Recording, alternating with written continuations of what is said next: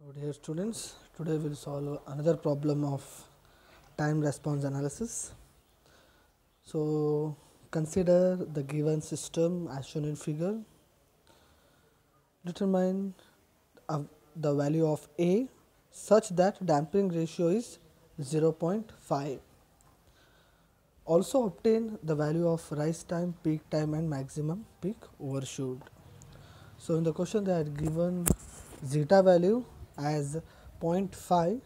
So, we need to determine the value of A and also we need to determine rise time, peak time and maximum peak overshoot.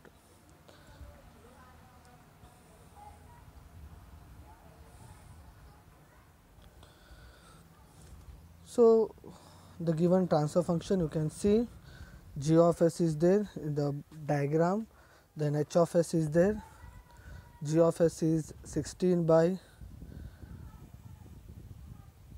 s of s plus 0.8, then h of s is 1 plus as, right. So, for closed loop transfer function, so you know what is closed loop transfer function, C of s by R of s is equals to g of s divided by 1 plus g of s into h of s, right. So, C of s by R of s, g of s, put the value 16 by s of s plus 0.8, similarly 1 plus again g of s into h of s. So, after substituting you will get 16 divided by s square plus 0.8 plus 16 a s plus 16, right. So, this value you compare this transfer function with the standard second order system, right.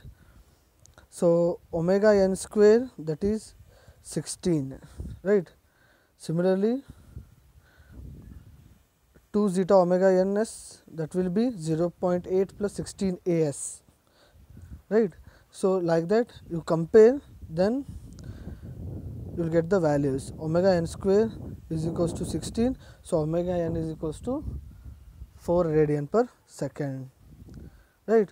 Then 2 zeta omega n is equals to 0.8 plus 16 a.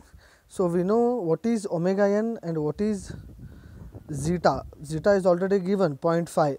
So, from that we can calculate a value, right. So, 2 zeta omega n equals to 0.8 plus 16 a. So, zeta, that is 0.5, omega n is 4.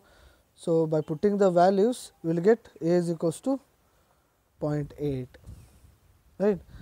Then after finding a value, the next step is theta. Okay. In order to find rise time, you want theta value, right, this theta value. So, we will calculate theta. So, theta is equals to, again we are having a formula, tan inverse of, in bracket,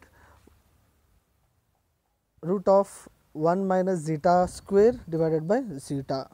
So, zeta you know 0.5.